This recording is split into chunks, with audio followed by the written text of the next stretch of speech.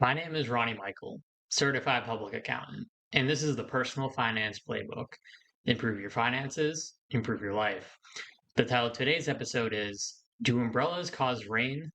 Be Careful Copying the Wealthy. I recently came across an interesting tweet from Nick Maggiulli, a personal finance author and executive at a wealth management firm. The tweet contains a chart showing what assets people own at various wealth levels in the US. As you can see, the wealthiest Americans have greater than 50% of their assets in business interests. Meanwhile, the poorest Americans have almost no business interests, and almost all of their assets are in vehicles and cash. One might look at the chart and think, the action plan for increasing your wealth is simple. Sell off your vehicles and use all the cash you got to start a business, right? Well, not exactly. By way of analogy, let's consider a hypothetical where an alien race visits planet Earth. The alien race has never encountered humans before and isn't familiar with Earth's climate. They touch down in Miami on a rainy day. They notice humans walking the streets holding umbrellas. The following day, the sun is out and there isn't a drop of rainfall. The aliens observe the same humans from the previous day walking around, this time with no umbrellas. The aliens are fascinated. They conclude that humans must have invented umbrellas to serve as magical rain-making devices. When umbrellas are pulled out, water falls from the sky. When the umbrellas are put away, the water stops and the sun comes out. What did the aliens get wrong? They treated the umbrellas as a cause of the rainfall, when we obviously know that the umbrellas are a symptom of the rainfall. In the personal finance world, people confuse symptom and cause all the time. Take taxes as an example.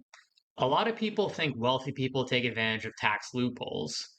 Now, putting aside what is meant by loopholes, there may be some degree of truth to that. As you make more money and engage in more complex business transactions, it can absolutely make a huge difference to have increasing levels of tax expertise at your disposal. But does advanced tax knowledge cause a non wealthy person to become wealthy? I think you'd be hard pressed to say so. I once had a friend ask me for advice on how to save money on his taxes. He made a less than the national average salary at a regular 40-hour a week W 2 job, contributed a little to a 401k retirement plan, and owned probably less than $1,000 worth of stocks and crypto on his Robinhood app. I told him at his wealth level, there wasn't really much he could do to save taxes. Taxes really only come into play as a vehicle for significantly increasing your wealth once you've already reached a certain wealth level. Things like owning a six-figure business with double-digit employees, owning a rental property, or owning stock in a startup that's just about to get a high valuation and might possibly get sold.